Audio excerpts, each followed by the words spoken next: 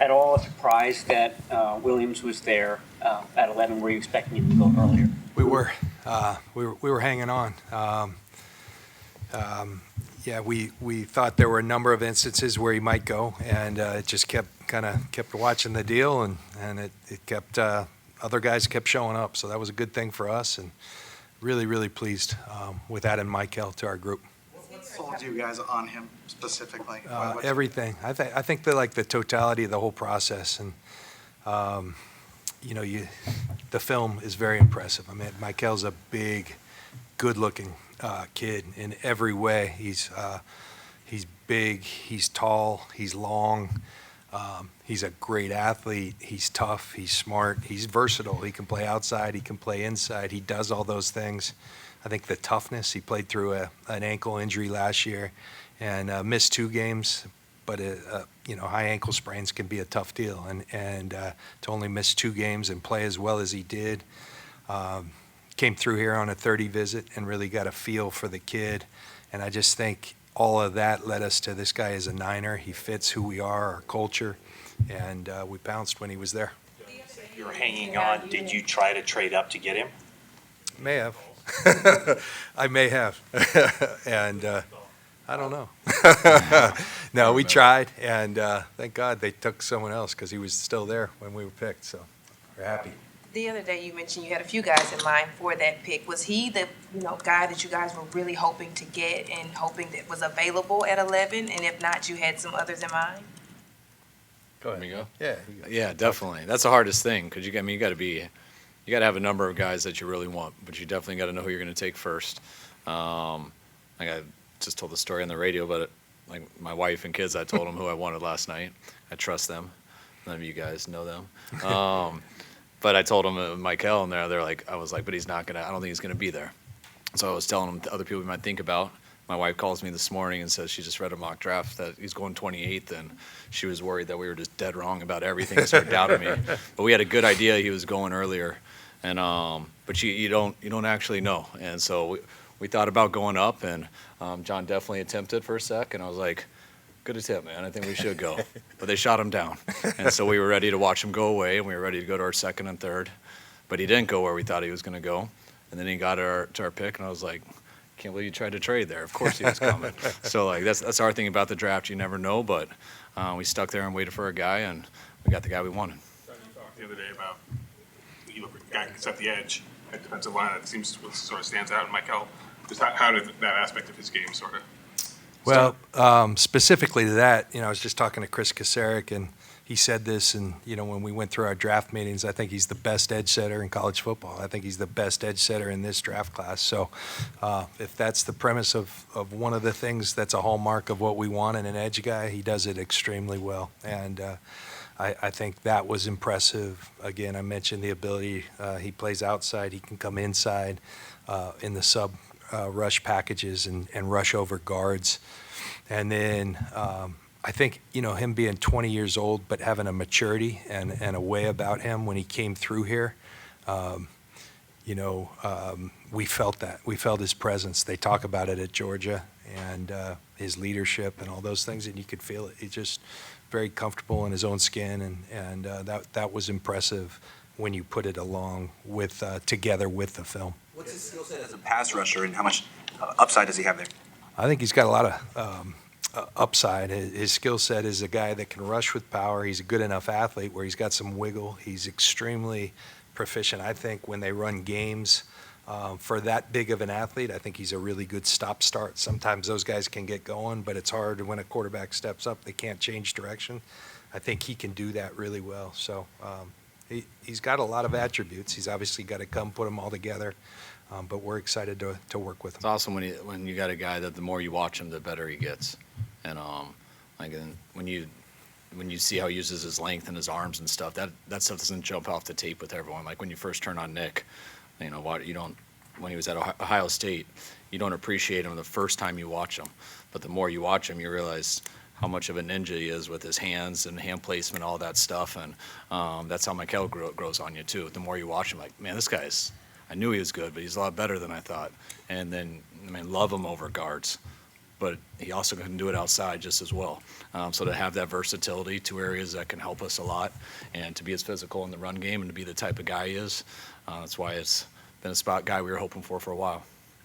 This is one of those cases where the stats are the stats, but when you look at the film, it's a different case altogether. Yeah, I'm not sure of the stats, so I really don't know. Like I have 14. All right. How many pressures? What's his pressure rate?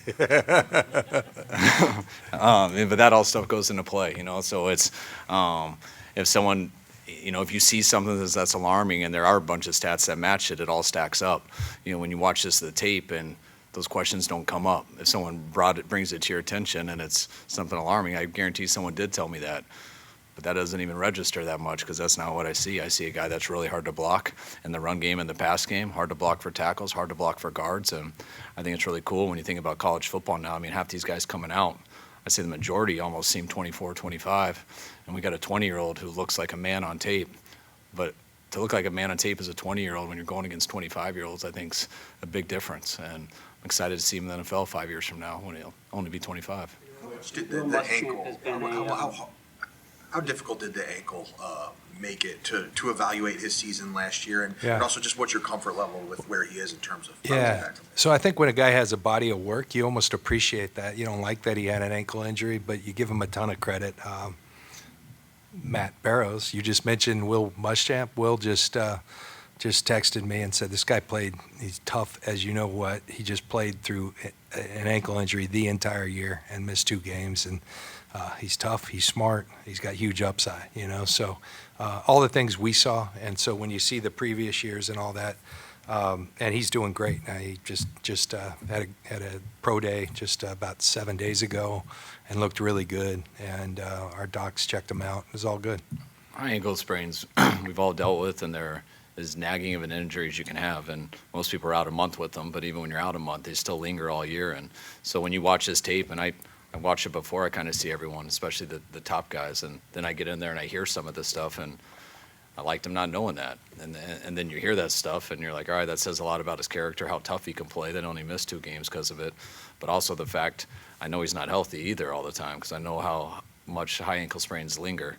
And so when you see that and knowing he's playing through that, I look at all that as a huge bonus. You guys have had varying degrees of success trying to find a bookend for Bosa, kind of since Steve Ford got his back injury. I mean, is this, I guess, particularly exciting just because, you know, to have the potential of 2 disruptive guys in the outside?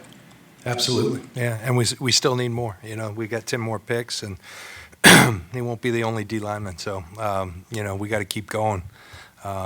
You know, we've always talked about they're kind of the engine that stirs our defense, and we've got some work to do. We know that, but I think this guy's a great core piece moving forward and a great bookend to Bosa, who also has the versatility, Eric, along with Yetur to kind of play throughout the line. So I think that's kind of exciting, all the different combinations we can have.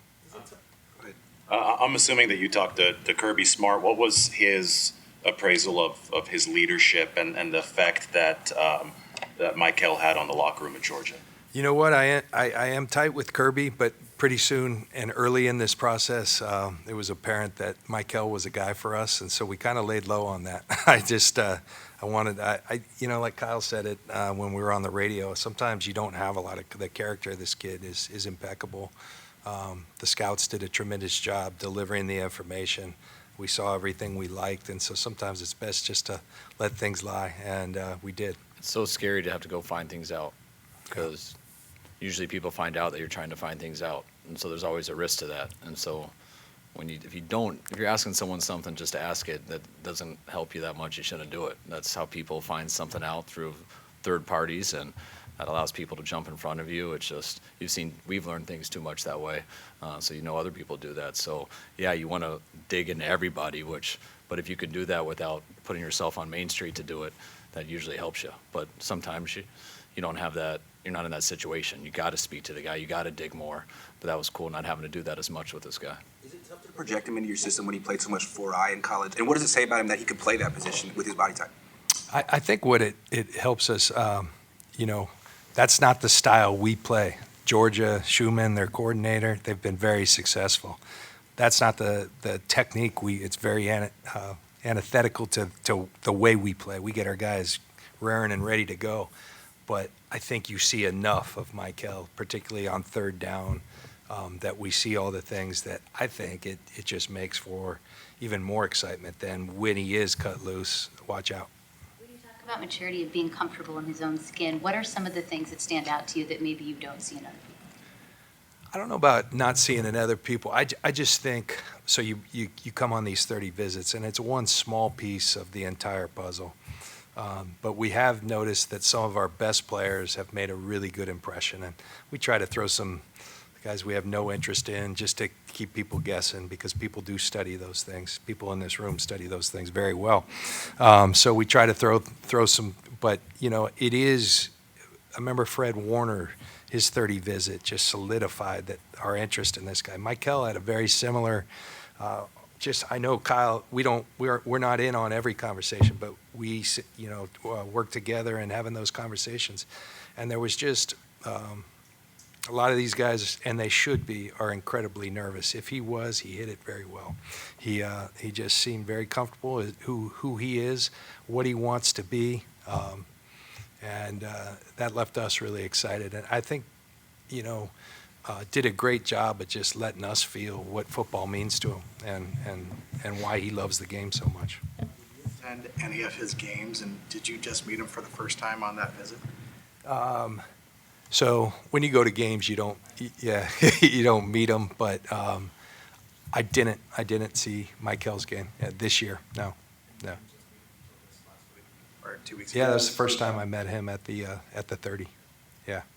What Saleh and Chris Kasarik have to say about him after watching his film? The same stuff, just more aggressive and more. There's no one else we need to look at. Why are we doing anything? So they're good salesmen. They're both happy people, right? Very happy. So. Talk about the struggles of the run defense last year. How much of it was the absence of that versatile guy like an Eric Armstead that it looks like you're hoping to recreate here with Mikel? Yeah. I think one thing that I'm always cognizant, we've done really well with those type of body types. Eric, I think Arden Key, Charles Omenihu, guys who have that flexibility, I think kind of make us better, and we like that. So, and I think in all facets, not just the run game. Mikel is an excellent run player, one of the tops in college football by the numbers, by our eyes. And then in addition to it, we think he's got a tremendous upside in his pass rush ability as well from multiple spots. Yeah, thank you.